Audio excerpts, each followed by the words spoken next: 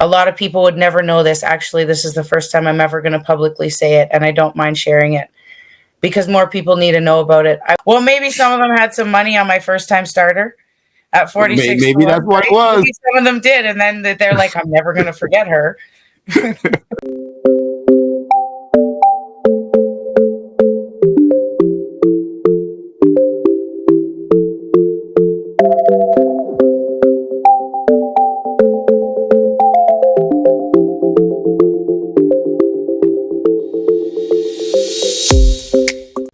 Okay.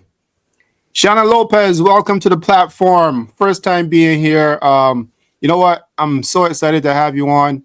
I've been waiting for a little while just to talk with you because I have to confess to you that probably you didn't know this, but when I first started going around doing interviews and so forth in 2021, you were probably the first one to give me an interview. First trainer ever. I remember you stopping me on the way out from the front side, yeah. And it was during COVID, and yeah, they were at the end of COVID. Yeah. I remember. I didn't know I was one of the first, but I remember, yeah. Oh yeah, definitely. I mean, I didn't know what to expect, but when you said, "Sure, you'll give me an interview," I was like, "Well, here we go, first one ever." So thank you, I hope Shana I don't Lopez. seem that unapproachable. Well, no, actually, you're not unapproachable. So I give you that for sure. Thanks. But that was special. Thank you again. Thank you. That Okay, broke the well, ice. I'm You glad. broke my I'm glad I maiden. broke the ice. You broke my maiden, Shana. I broke your maiden. Jermaine Bridgerman broke my maiden at 46 to 1 with a first time starter. So sorry, you didn't break my maiden, but hey. Hey, that could mean a whole lot of different things there. No, horse racing. We're talking about horse racing here, my dear. Okay. Well, let's dive right into all your background and so forth. I did some research and I pulled out Lopez on the Equibase racing form, and there's about 3 There's a million lot of Lopez. Lopez's. Right. Good thing I have like an original first name because nobody else is Shana Lopez. So Yeah. I'm authentically Shana Lopez. So what's the history with horse racing and you? So the history was I was always a rider. I had from 13 years old, I got a job on a horse farm and worked my way up till I was training and looking after polo ponies. I've done everything from show jumping to dressage, 3-day eventing. So I was always a rider. But in the show world, there's only ribbons and bows and as awards, and there's no money in it. So I was looking for something that had the same excitement, yet I could make a living and enjoy it at the same time. So that led me to a good friend of mine, Gemini Kane, who was working up at Kinghaven at the time. And I said to her, I can ride. I want to learn how to ride racehorses. So she said to me, okay. She says, if you really want to. And she found, I think, the strongest yet most honest horse in the barn and sent me to the indoor track. And she said, go and gallop him 1.5 miles. And if you make it all the way around, she said, then we could probably put you on some more. So I did, and he was honest and he was strong, and I'd never been on anything like that before. And I guess I just fell in love. Wow. It's a feeling like nothing else being on their backs. And with a background in show jumping, dressage, from a lot of the founders of dressage, you learn how to feel a horse. So I really applied that to, and race riding's way different, but I really applied that to my galloping career in knowing how a horse feels underneath you and what they would need to make them feel their best. And then I just worked my way up until I got with David Cross Jr., God rest his soul, offered me a job as an assistant trainer. And I gladly took it. And from there, I was galloping and assistant training and sort of wanted to work my way along the lines. I ended up moving on from him after a few successful years. I ended up with Tom Bowden, God rest his soul as well. And he taught me a lot. And at the end of his career, his client, Brad Scott Farms, they asked me at the end of the year if I would like an opportunity to become a trainer, and that they would fill out the paperwork for me and be glad to have me and offer me the opportunity as a trainer. So I immediately took it. That was in 2016. I wasn't galloping anymore, but I was quite happy to stay on the ground and be sort of a hands-on trainer, small stable. I think we had 8 horses at the time. And I just worked my way up from there. I actually gave Brad Scott, they'd been owning horses since the 1980s, and I gave them their very first time starter winner, which was also my first lifetime winner. Wow. So that was Clarkston Candy at the ripe age of 4 years old as a first time starter. She won at 46 to 1. Wow. With Jermaine Bridgemahan on her. And I'll be honest, even in the paddock, and I know I was green at the time, but I said to Jermaine, I said, I don't think this race is long enough for her. It was going 6.5. She was bred to go a distance. And I said, I don't think this race is long enough for her. I said, but see what you've got and see if she can be running at the end. And I think I've watched the replay a million times over.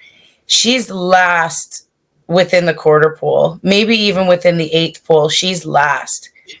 And he just pulled his stick out and got her to an open spot. And I think she was ahead by a length at the end. And it shocked all of us. Actually, in the same day, I won't forget, it was race 5, number 5, that she won. And then I had another one that was at 46 to 1. And then I had another one, race 7, number 7, who was the favorite. And he also won. So the day of my first lifetime win, I took a double. Wow. So I'd like to know the stats on that. I don't know if that's been done before. That's pretty cool. Yeah. That's real cool. Yeah. Now, after winning that first race, you won the double on that day. You won 2 races, right? Now, did that send you any message or any mixed messages during that period of time? Because, once you get the feeling of winning, you feel like the feeling of winning is unbelievable. It's a feeling that I haven't been able to duplicate yet in any other facet of life. It's the thrill of your horse crossing the line first and all that work that you did and everything just added up. Don't get me wrong, you still need luck. You always need luck in this game. But to know that you got it all right at least once. It's not easy. It's not easy being the little guy. Our horses are not purchased for hundreds of thousands of dollars. They're homebreds. They're very minor purchase amounts when you consider what some people spend buying horses. And that we've worked with them, lots of them, from babies.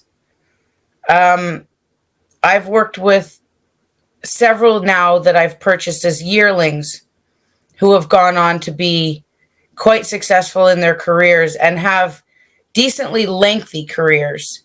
Bayram was my first yearling purchase, and seeing him win for the first time, we bought him, we broke him. He wasn't easy to deal with, typical Old Forester, but he made us $180,000 the hard way. And seeing that, and you did everything for him. And of course, I foolishly claimed him back after he got claimed off me to retire him as a riding horse, just to know that he was safe.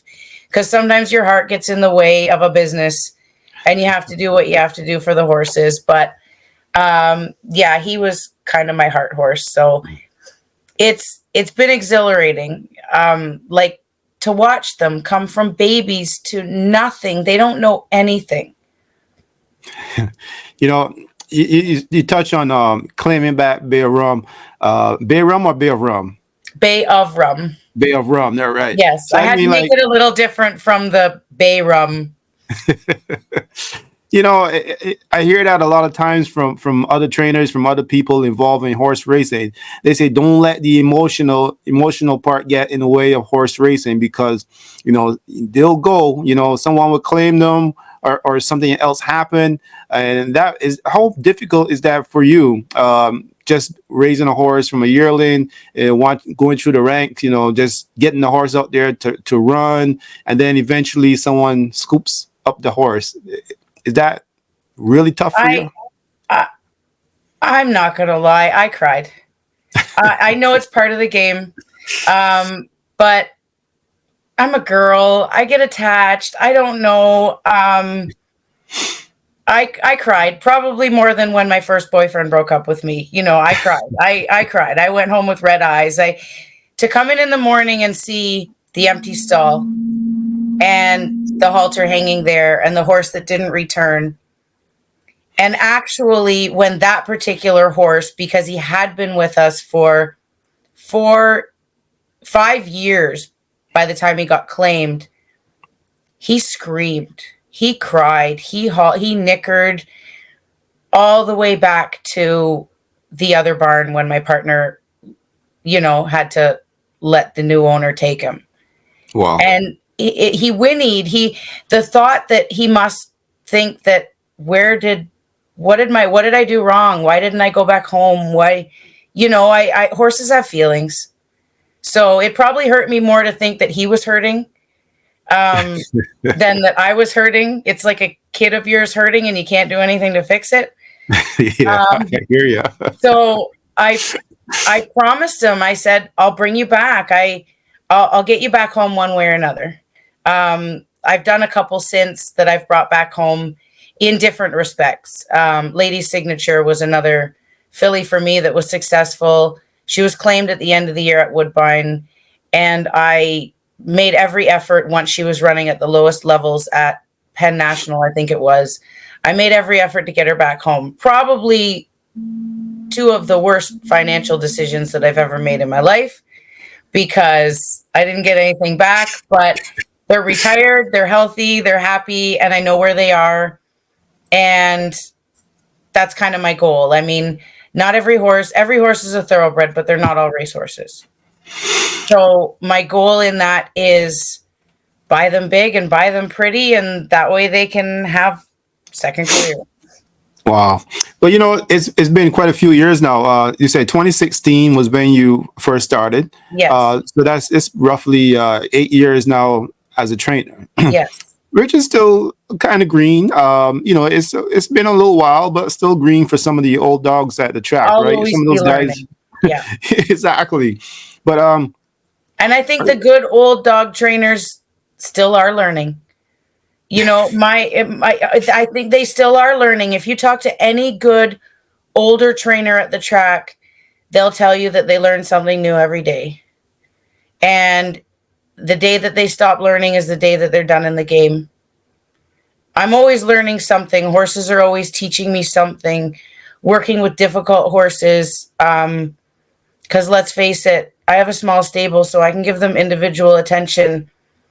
Some of the horses that I've been accredited to making to the races, I've heard from other supporting trainers that have told me, had that horse been in a larger barn, he may not have ever made it.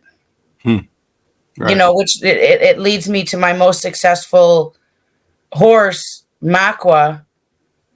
I've been commented on several times by several very respected trainers that have told me, had that horse been in anyone else's barn, he likely never would have made it. He suffered a skull fracture at 2 years old. That was pretty. Pardon? Maka did? Maka, yeah. Oh, wow. He suffered a skull fracture at 2 years old. We still don't know how it happened. We came in the morning to find him that way. And it was right into his sinus cavity, and it was quite severe. So it was a question of whether he would even have a racing career if it turned into infection. So we stopped on him and let him heal and brought him back. and he started refusing to train as a 2-year-old. It was a lot of encouragement. It was a lot of trying to figure things out with him, having a good rider get on him. Some days we just didn't get to train. He would refuse. And it didn't come down to any physical or mental. I think he just wasn't ready. Some babies just aren't ready. But having good clients that trust me, I said, let's put him away. We ended up running him, actually. But I said, he's not at his best, but we're doing this for experience. Let's put him away, and we'll bring back a new horse as a 3-year-old. And we did. We brought back a new horse. He was much improved, and he's only continued to improve over the years. He was a $7,500 yearling purchase at the CTHS sale here. And I believe on Equibase, he has now amassed $365,000. Yeah, he's done really well. Every time I look at the horse, I'm like, man, he's done really well. That's a really nice horse. To hear the story, it's even amazing. To have a skull fracture, and also for the price, and just go on to win good races, quality races. And I don't honestly know why. I don't encourage my clients to purchase for much over $10,000 at the CTHS sale. It's just the goal of getting your money back and making a return is harder the higher the purchase price, because they have to invest their money in breaking and keeping that horse all the way through. They might not make it to race as a 2-year-old. It can be a very long-term investment. So I encourage them to not spend all of their capital purchasing and save some of that to raise them up, so that you don't have to pressure them as 2-year-olds if they're not going to be ready. Makes a lot of sense. If you're dealing with smaller owners, especially, it's good to have good advice, because, from what I've learned so far, you can get a horse and you're thinking that's it. You purchased a horse, you're getting ready to go, but then there's the fees, there's also the food, there's also so many different things that's involved, medicine, so forth, right? I've always tried to advise my clients what best suits their needs. So it depends on the capital that they have. It depends on the patience that they have. It depends on it. Not every client should own a yearling. They're very time consuming. They're very, very lengthy sometimes to get them there. So I don't encourage them if they don't have the patience and they don't have the commitment. I don't encourage them to do so. I would encourage them to look to claiming horses. That way their turnaround should be within a month, and we can hopefully turn a profit. That's interesting, because I've always heard from some of the people that own horses for many years, who's been really successful with claimers, is that they don't mess with the babies. Those guys, they're stuck. They got their own system. They only deal with the claimers, and they deal with the like that cost, like $8,000, sometimes less. Right. And that's their range, and that's what they deal with. So right. It's interesting hearing that from you, because then there's other messages from other people who says yearlings. If Woodbine could strengthen their Ontario sired program a little bit more, it would be more of an encouragement for yearlings. I guess the interest has gone down, but my main goal was buying Ontario sired yearlings because they run for a bonus purse. On a $40,000 purse race, they could be eligible for upwards of $24,000 to $26,000 in bonus money, which is the incentive for running Ontario sired horses against American breds. And we've lost that. And we actually lose that bonus. A lot of people don't know, but it's right in the front of the condition book. And I think that it's a detriment to the Ontario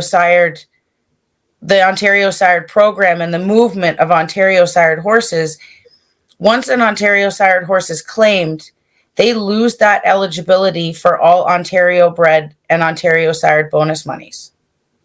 once you said once the horse is claimed. Once the Ontario sired horse has been claimed, they lose their eligibility for those bonus monies for the entirety of their career. Oh. And I think that's a huge deterrent, because if I had a client that was interested in claiming a horse and there were two equal horses in a claiming race, one being American bred and one being Ontario bred, Ontario sired, there's no encouragement to tell that client to claim the Ontario sired horse. Right. Because that horse is going to lose his bonus monies and still be racing against what they consider to be superior in an American bred. They're not always, but it's kind of how it's looked at. And I think that that's a deterrent to encouragement for the Ontario bred, Ontario sired program. Now, there've been like some really good Ontario breds over the years, and I've seen like cult names like Bob Taylor done well with some of the Ontario breds. Like I think the Pink Lloyd and the patches now. Houlihan. I mean, there's another one comes to my thought too, but there's been a few. Whatever happened to those? Are they're not in stallions or what? Like, well, Patches is still racing. I believe he just won a graded stake. Oh yeah.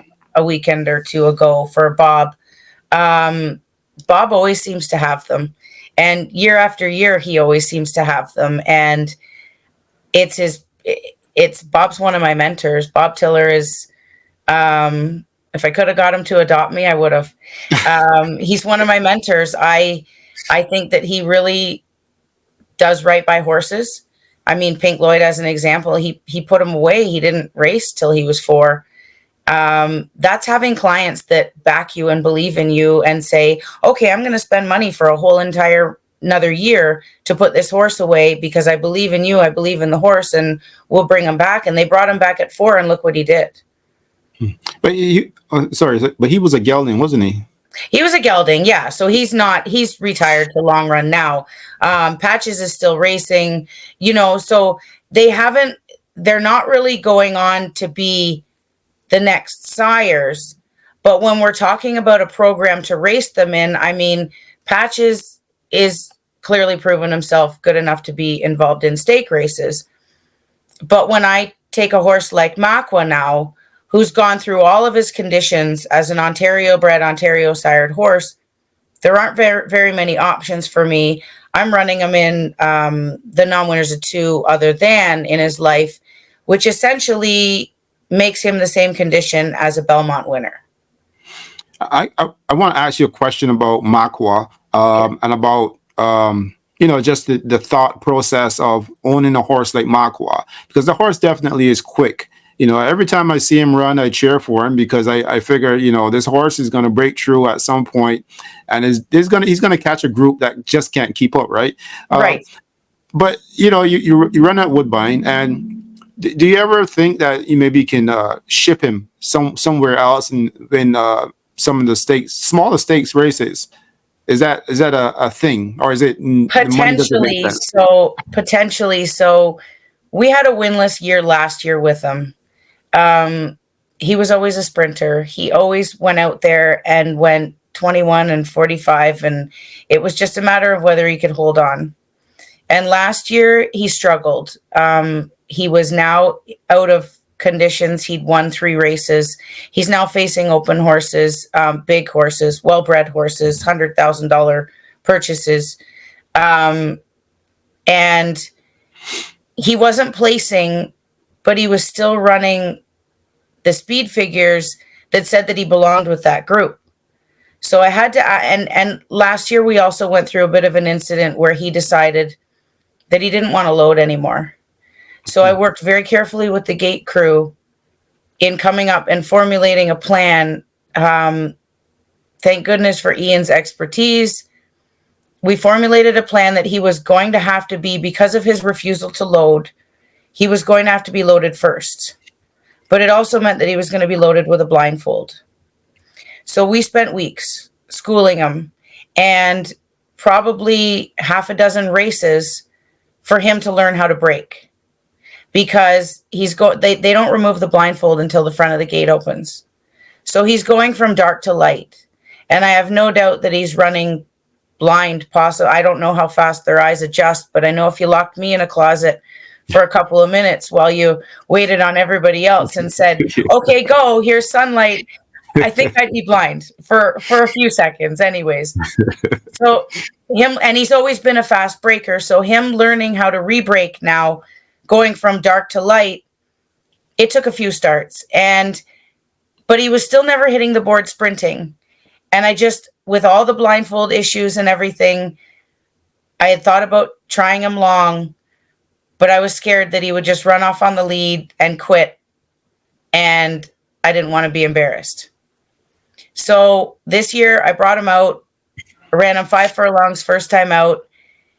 And I can't remember, I think he was 5th, beaten 8. I don't remember, but he didn't finish in the placings.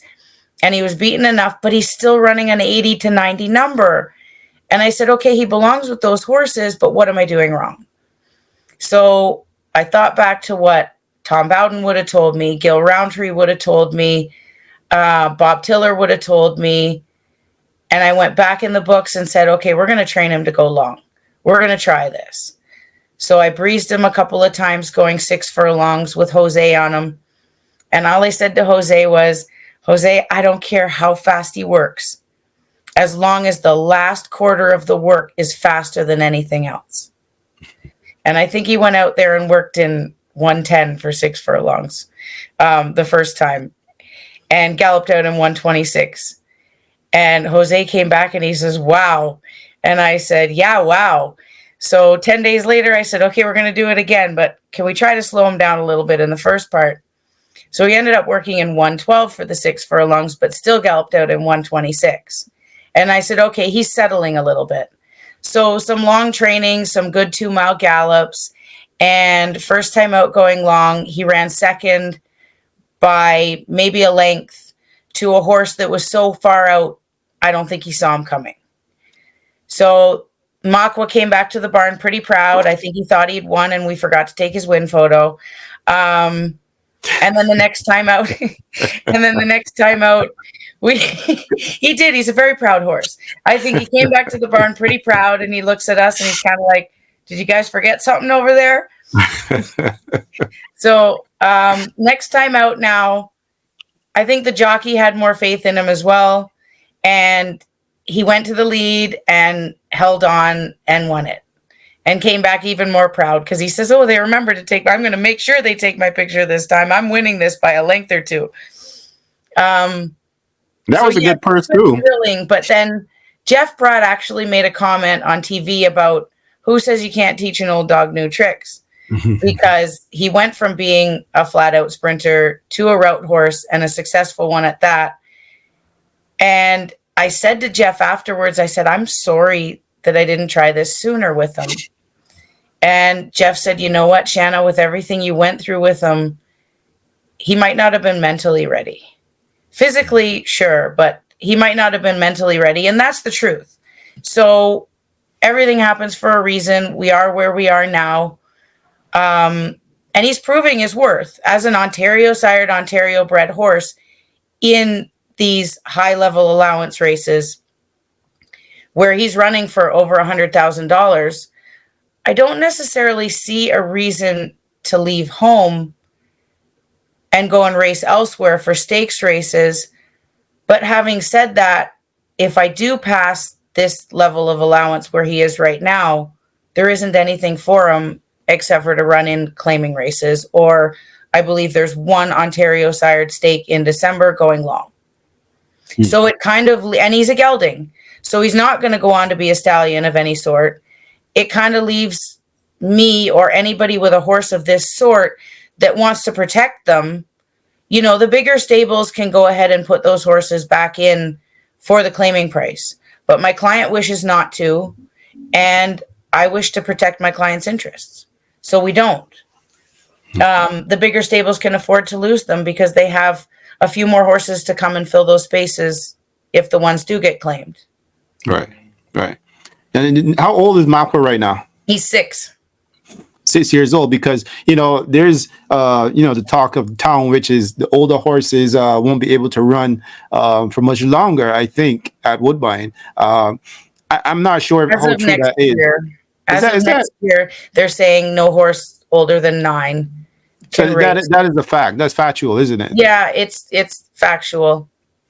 Okay, because then there's some decisions that probably has to be made when it comes to these older horses, where we see them, have a career or still some life across the border. We see some older horses over there still running. So I mean, that might be something that you guys, if he's still able, still ready, still want to run, something to think about. But there's still the I guess the fees of the across the border distance and all that put in mind. So that is something to think about. But I don't It's know. something to think about. I don't know what led Woodbine to make that decision about an age variance. They used to have it a little more loosely worded. Over a certain age, they had to, I believe, win and or run in the top 3 placings over a certain age to be allowed eligibility to stable and race at Woodbine. So I'm not quite sure what led to the decision for them to decide that. I feel that some older geldings enjoy it. Lapashka, Colleyville. There's probably others, but those are the 2 that come to my mind. They enjoy it, and they're geldings. And what else do they have to do to go on to? It's not, the fillies can be retired. The older mares can be retired to be brood mares. I know these other older horses can retire to be race horses, to be riding horses and show horses. But if they're enjoying what they're doing and they're happy and they're sound and they're training and they're racing and winning races, I don't see why not. So yeah, that might come to an opportunity if we make it that far with him to run him away in the States. It might be our only option if Woodbine doesn't sort of bring in something else for Ontario sired horses throughout the year. We can't really wait all year on one stake race at the end of the year. But I often thought about that, because I was speaking to someone else, and I was saying, now, is that a good move or a bad move? Because it may be a good move to encourage people to buy more horses. As far as a good move, as far as what?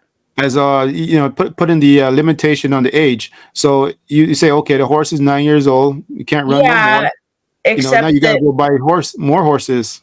sure, you have to go buy another horse, but I think that there still shouldn't be a restriction. Everybody's going to know that horse is going to get to the age where he's just not good enough or can't compete, and hopefully owners, trainers decide to respectfully retire them, and hopefully they can go on to different careers.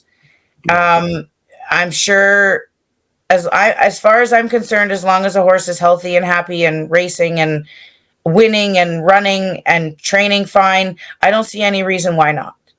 But if the decision is track per track, then that's fine. They can also choose to go away. But as far as encouragement for younger horses, for sure, I always try to keep my clients sort of in the knowledge that when their horse is no longer winning or producing or anything, for sure, let's think to retire this one and start with something else. No, I mean, that's fair. And if the horse wants to train, why not let the horse train, right? If they're happy racing, let them race. That's right. Now, speaking of that, changes in the game. Horse racing is such a competitive sport. We just had this whole conversation, me and another guest, of sport versus business. And are there changes? We're all friends till the gates open, okay? Are there changes in the game? Because I remember I was speaking to one of the younger trainers, and he was saying that there's going to be a lot of changes happening within the game that's going to even out the playing ground, the playing field for smaller trainers and the bigger trainers. Do you see that happening? And what's your thoughts on that? I sure hope so. I sure hope so, because it's us little guys that fill the races. It's us little guys who are, I'm locked in at Woodbine. I don't have a choice of where I can go. If There's lots of other bigger trainers or other people who are more flexible. They can pack up and go and say, okay, Woodbine doesn't suit me. I can go to Fort Erie. I can go to Penn National. I can move my stuff to Florida. I can move to Kentucky. I can't. I have a mom and a daughter here that I take care of, and I can't. I'm locked at Woodbine. So I would love to see them or see it change to where the little guy has more of a fighting chance, but I don't see it happening. I mean, it's just, it seems to be the bigger trainers, the bigger stables, the bigger they are, the better they are. If you have, and those are the ones being promoted. Those are the ones being spoken about on TV. If those are that's why this show is important to people, to meet some of the smaller trainers, because if we're not promoting ourselves, and I'm not a big social media person. I mean, my daughter taught me to use Instagram 2 months ago. I'm learning. I'm happy to have you on, Shana. There's my shameless self-promotion, because there isn't anything else for us as far as promotions. Mark Cassie's the name you see on TV.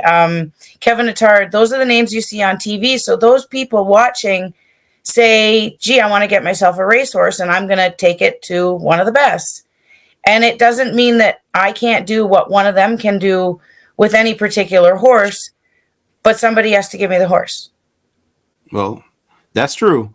That's true. And I agree, and that's what we're trying to do, right? What I'm trying to do really in my behind the scenes team really is to try to bring more spotlight on the horse trainers, because there's a lot of people who train horses that I never knew.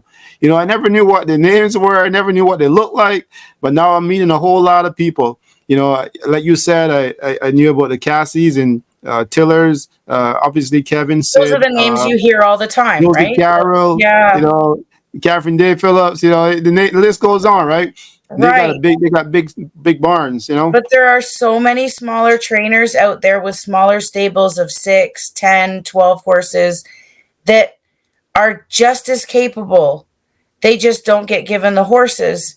It's the same as the jockeys out there. There's lots of jockeys who we don't hear names mentioned that I think are just as capable. They just don't get the opportunities.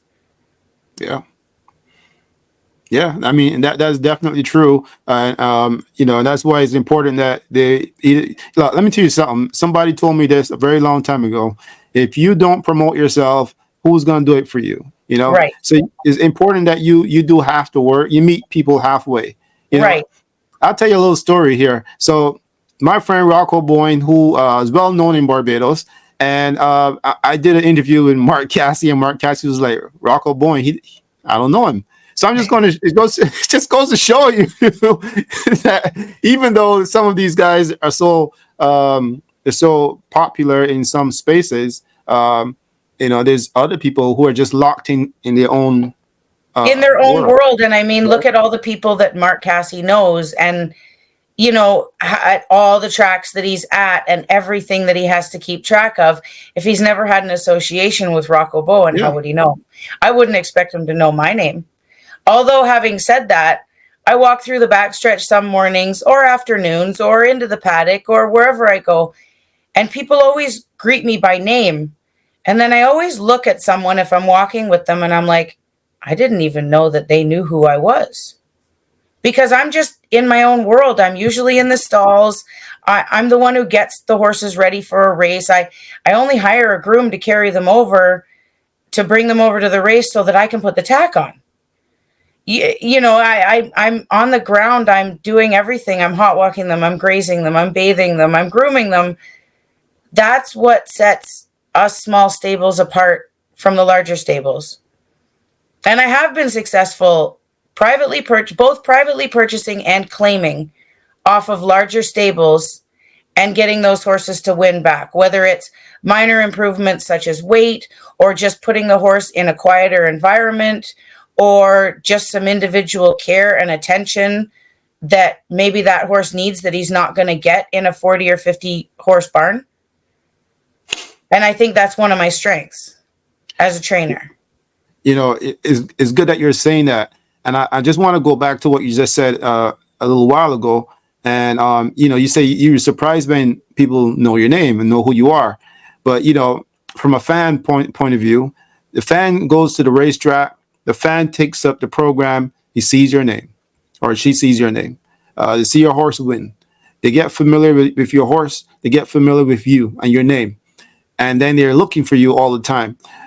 For the fans, you guys are like the stars.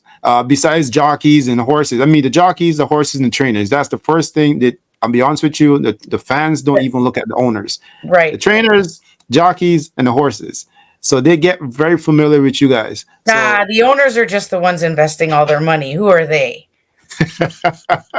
it's funny. One of the owners earlier this year wanted me to do some specials on the owners, but the owners don't always follow through. So my apologies if I didn't get around to many owners, but it's just that the owners is very hard to really get hold of sometimes. Usually Right. it's trainers and the jockeys who I can reach very easily. So that's Right. anyways. My point is, you guys are the forefront, and a lot of times fans are just watching for your names. They see your faces and they get familiar with it. So that's why it's also important that when you guys step out in front of the camera, that you present yourself in a way where the fans can connect, whatever Right. way that is. Right. So it's pretty cool. So hey, don't be surprised if they know you. It just still surprises me that I'm still I'm nobody. I'm the little guy. I'm compared to most of the people around there at the track, and a bigger trainer will look and say good morning. I mean, a lot of them, some of them I know well, but others I'm still surprised that they don't just say good morning. They actually say good morning and then say my name. It's like, me, I'm somebody. But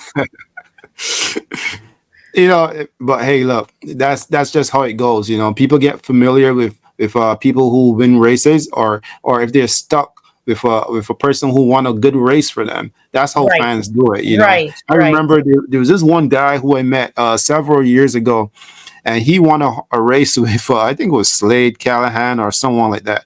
And he is never forgotten. He's always like, I like that guy. I like that rider. I like that rider. Right. Well, maybe some of them had some money on my first time starter at 46. Maybe that's what it was. Maybe some of them did, and then they're like, I'm never going to forget her.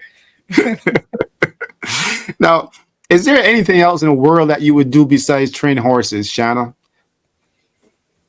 That's a hard one. I actually just went and got my limited license for condominium property management this year. Oh, wow. Because it's definitely not as big of an interest as horses. I've been in horses almost my whole life, but it's getting harder and harder to make a living. And I'm going to be honest with myself. I have a family to support and finances to worry about. And it's getting to be a very expensive sport. And the wins are few and far between. And you can have a wonderful year one year, but I had a terrible year and a winless year last year. It was just a bad year. It was just the stock that we had, and clients downsizing and changes in ownership, movement of horses. So it was a rough year. So I set myself up that there's something that I can do in the background. I'm still hoping I don't have to do it. I'm good with the legal aspect of it. It's legal matters have always been an interest of mine, so I'm very capable in that respect. But I've been offered multiple times. I've been offered work, so I thought at the end of this season that this was going to be it for me. If Maka would still be running next year, I would have to look for a trainer to take over training him for me. And I thought that I legitimately would be leaving horse racing.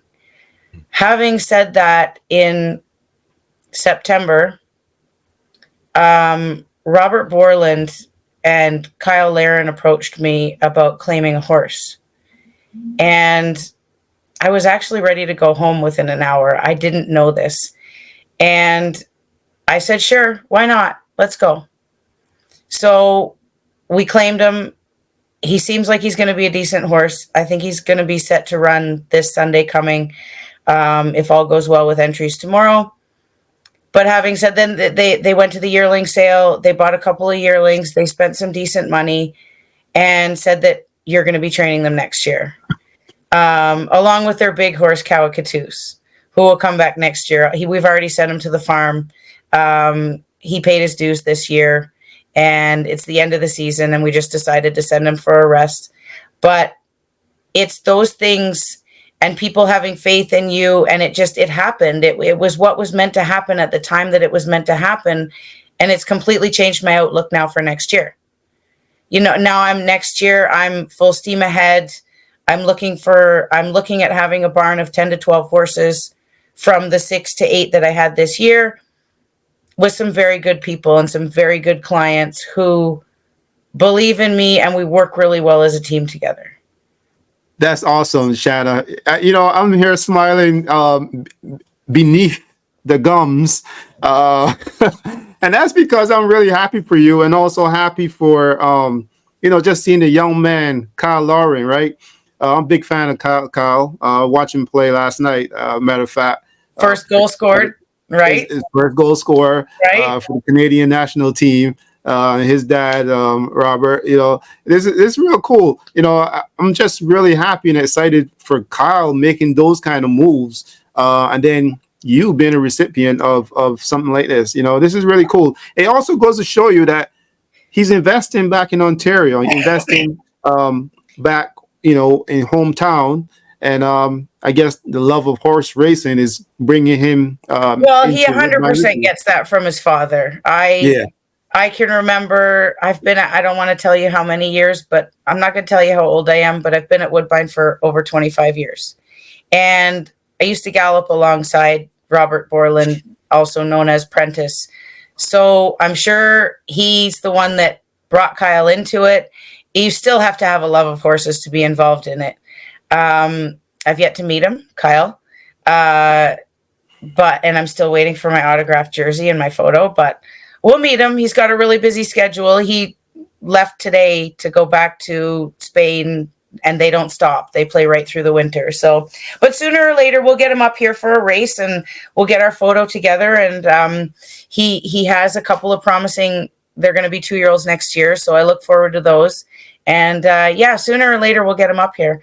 It's funny, actually. He's the second soccer player or soccer involved person that I train for, because Maka's owners are his owner Gustavo is also a former World Cup level soccer player from Uruguay, and we're talking years ago, so they never would have interacted between himself and Kyle Lauren, but I seem to be attracting soccer stars. That's pretty cool. That's real cool, man. Soccer is probably the best sport in the world. So, I mean, besides horse racing, Besides horse racing, of course. Hey, look, that's an awesome story. I'm really grateful to be training for all of them. I mean, indeed. Kyle Lauren's a celebrity, so that kind of pushes me up in celebrity status to my daughter, because she says, "Mom, you train for celebrity." And I said, yeah, well, I've yet to meet him, so let's just stay humble. But my clients are all good people, and I really do appreciate people like Robert Borland and Kyle Lauren giving me a chance, because they have the opportunity to go anywhere they want to. They could go to any of the big trainers, but they chose me. Now, do you know how that came about, or you can't share that with me? I don't know how it came about. Okay. I don't know whose decision it was. I don't know if it was a joint decision. I don't know if it was mostly Robert Borland knowing me and wanting, the type of stable that I have, which is, small individual attention, knowing that we cross our T's and dot our I's and go over there ready every single time. Not sure if it was our history of galloping together. I don't know, but I'll take it. Fair enough. That's fair enough. I want to ask you something here, which is your best moment ever at the racetrack. What's that one moment at the racetrack that made you say, yeah, this was the best moment ever? I wasn't training yet. I was still an assistant trainer for Tom Bowden, but we had a filly, a 3-year-old filly named Clarkston Hope, And she was a very difficult filly to start out with. She was scared of everything. She was really hard to train, really hard to get along with. We would leg the jockey up in the paddock, and she would start doing the zenyatta, but trying to throw herself on the ground. She was by an infamous sire, Strut the Stage, who was known for very difficult horses to manage. But we managed her, and we got her trained every day, and we got her to the races, and she made her first start, and she sort of bombed it and finished fourth, missed the break a little bit. And, we recouped, and we got her together, and we took her over to the races, and I had to be on the other side of her. And Eurico da Silva got a leg up, and we let her out, and she started trying to throw herself on the ground, and we led her through post parade, and she went in the gate, and she come out of the gate and gradually opened up by, I want to say, about 8 lengths, to the point where da Silva was looking behind him. And she's going in 21 and 45, and I can still remember the call. I have it on DVD here. She's going in 21, going 7/8. She's in 21 and 45 and 110. And everybody thinks she's stopping. And she just kept going, and she widened it. And I think she did win by 8 or 10 lengths that day. Oh, wow. And I legitimately fell to my knees on the turf course waiting for her to come back with tears running down my face. And Tyler Gaskin, the valet, he looked at me and he goes, "Are you okay?"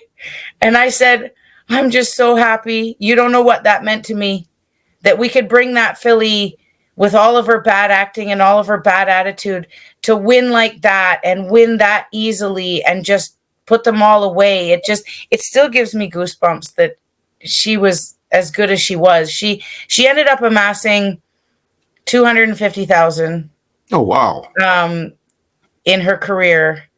But the deep, dark secret to why that is such an important win for me was because at the time when I took her over and became Tom Bowden's assistant, I had just had my daughter, and she was about a year old, and I was suffering from, a lot of people would never know this. Actually, this is the first time I'm ever going to publicly say it, and I don't mind sharing it, because more people need to know about it. I was suffering from extreme postpartum depression. That's a really serious thing. It's a very serious thing, and I skipped over that part in the book. Reading the pregnancy, I skipped that part. I said, not me. I've never been depressed in my life, but hormones can do horrible things to you, and it happened, and she was actually the horse that changed my life. Horses are therapeutic. Everybody always says it. And they really are. And she was the horse that changed my life because it gave me, aside from my daughter, a purpose. It gave me a purpose to get this horse to the races and get her over her fear of whatever it was and her issues or whatever it was. It gave me a purpose outside of my home. And it gave me some drive. I mean, I had to get to work every day. So how was I going to, and right. So, I mean, the depression gradually faded, definitely faded a lot after winning with her. But yeah, it's a real thing. And her and I had that connection I actually am still in contact with Michael Bellissimo, who owns her as a broodmare and has several of her progeny. I had her first, I have a daughter of hers that's a 3-year-old filly. Hasn't proven to be nearly as successful as her mother yet. That remains to be seen. She'll be put away and come back next year, but I just have faith in them because there's a reason that everything comes into your life. Now, can I ask you, how long did it take you to get over when you had the birth of your child? I want to say it was about, it probably wasn't for a few months that I actually acknowledged that it was an issue. Mm-hmm. I think the confusion of what are these feelings and you don't know how you feel and why you feel this way. I still have regrets about it to this day because my mother did a lot of the caring for my daughter while I was, mentally not capable. Physically, I was there, but I still have regrets about missing some of those part of that year. But I want to honestly say before I felt like I was really, really out of it was a year, but I don't think it would have been as quick if the horses hadn't been there. I mean, postpartum, that's a very serious thing. You hear more about these I would call them issues. Is that an issue? Is that a real term for it? But you hear more about these postpartums and stuff like that. I don't want to say issue because some people may say it's not an issue, it's something else, right? But it's I wouldn't really say it's an issue. It's a mental health. I'm not going to say issue, but it's a mental health disease. It's something that you can't control. It's caused by hormones. Some people need medication to deal with it. Some don't. I did every avenue. I did what was necessary. I did the medication until I didn't need to anymore, and it helps. You need a good backing. You need a good support system as far as family, psychiatrist, psychologist. It's just a very taboo subject to even talk about, so people are afraid to. But I want people to know that there is life after it, because I didn't think that there was. There was certain times during it where I didn't care whether I lived or died. And that's scary, because I'm certainly 10 years later, 11 years later, living my life to the fullest and glad that I pulled myself up out of it. And I did what I needed to do to pull myself out of it, mostly alone. But you do what you need to do. And my daughter was there and the horses were there. Well, I'm glad that you did. I'm glad that you're here. I'm glad that you're here to talk with me and to share that experience, because, I keep saying all these stories really matter. There's always someone out there who's going to hear your story and be motivated by it. Don't ever feel that your story doesn't go a long way. I believe, and I strongly believe. And don't ever feel that you're alone, because yeah. through learning, through my counseling and everything, I learned how many people go through this and saw women that struggled far more than I did. It made my problems seem minor compared to what they were struggling with. So don't ever feel that you're alone, and always reach out for help. There's someone out there that will understand. Oh, most definitely.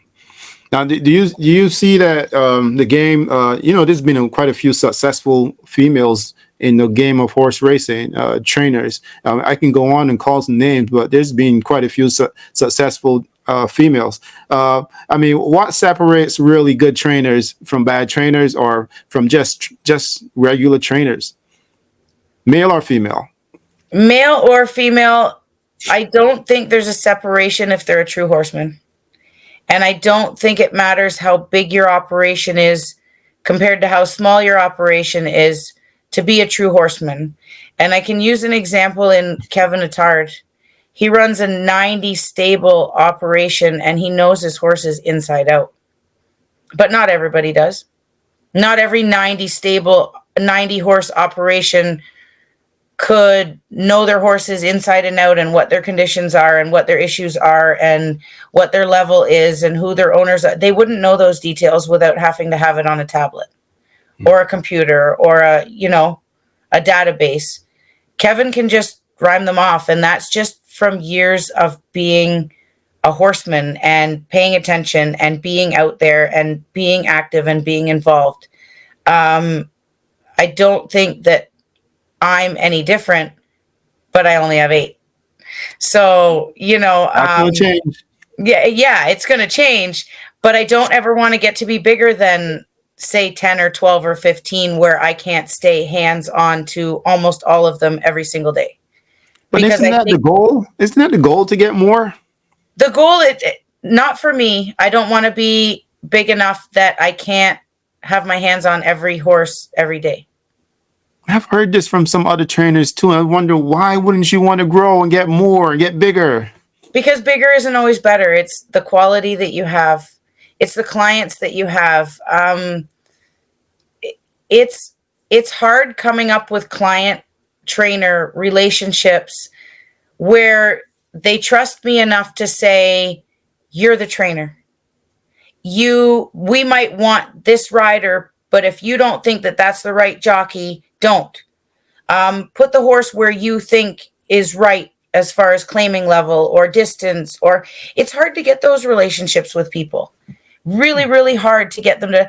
The relationships that I have now with my clients are the only new ones are Kyle Laren and Robert Borland. And we already have an understanding and we already seem to have the same goals. I mean, the goals win races. But as far as being realistic about what value the horse has or issues the horse has or riders that will suit them, we all communicate. And it makes my job as a trainer very easy for those clients because it's just simple communication.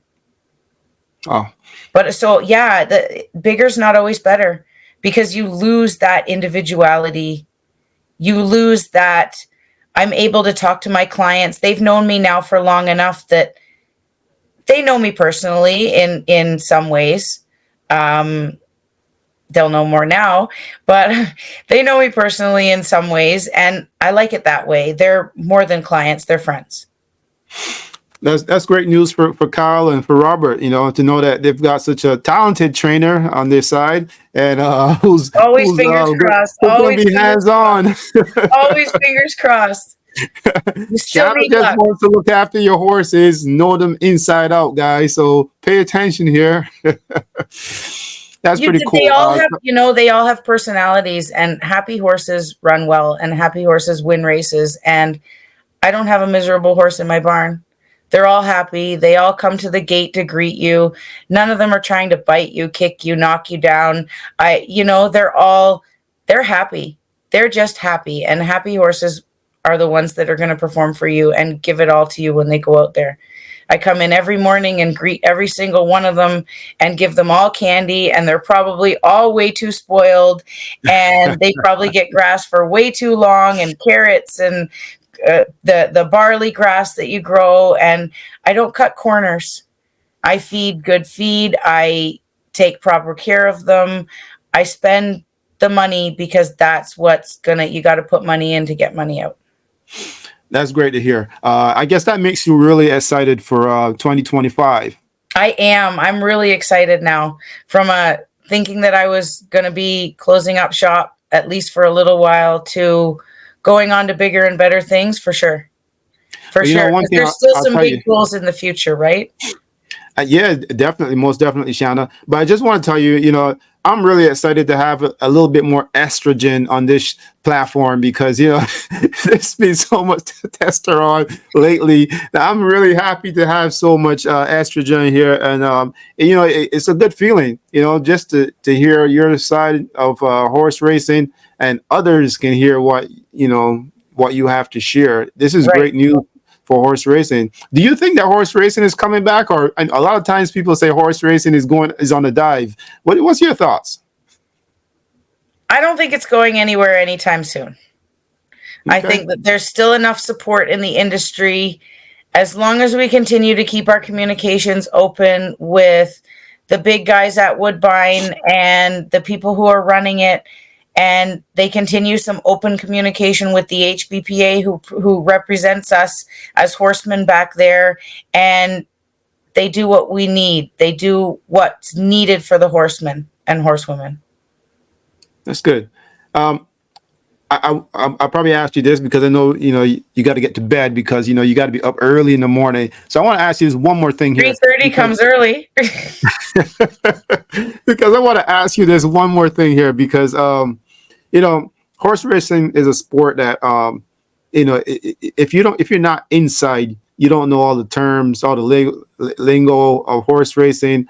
Do you think by having that community of horsemen and horsewomen that it shuts out the rest of the public? Do you think there's an opportunity, especially in a platform like this, to just kind of get others involved and get others to know the persons involved in horse racing and not to shut them out? Because to me, it seems like that's what happens with horse racing sometimes. I think that people might be, I want to say outside people might be sort of intimidated.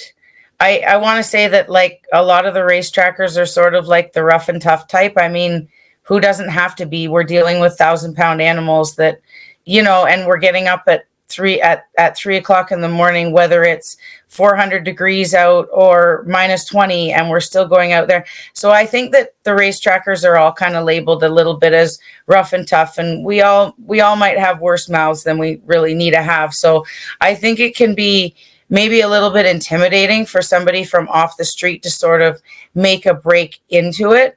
I actually have, though, brought in several brand new owners, never owned a racehorse before in their life. Maka's owners were one of those people, and several others in the past, and introduced them to everything from the bottom up, from the discussions of, are we going to buy a yearling, to are we going to claim something, and lead them in the right direction, to designing their silks and coming up with a stable name and having their first time starter and then having their first winner in their life. I think it's, so getting new people in is, it's not hard, but we need to have a lot more avenues for them to contact if they're interested. And seeing your show is probably one of them. Well, I certainly hope that they see this show, especially because, Shana, I'll tell you what, you have so much enthusiasm and so much to say and so much knowledge about horse racing that for me is really exciting. Even just listening, I could sit here and listen to you all night. Thanks. But unfortunately, we can't do that because you got to get to bed. Right. Hey, Shana, look, thank you for coming on the platform. Thank you so much. I definitely looking forward to coming down and see your barn and see your new addition. For sure, you're welcome every time. And I can't wait to see those babies run. I can't wait to see them either. We're ready. I don't think they're even named yet, so we'll keep it a secret till we see them in the entries. And don't be a stranger. Come back again. I won't be. Glad to come. Thank you. Have a good night. Thanks. Thank you.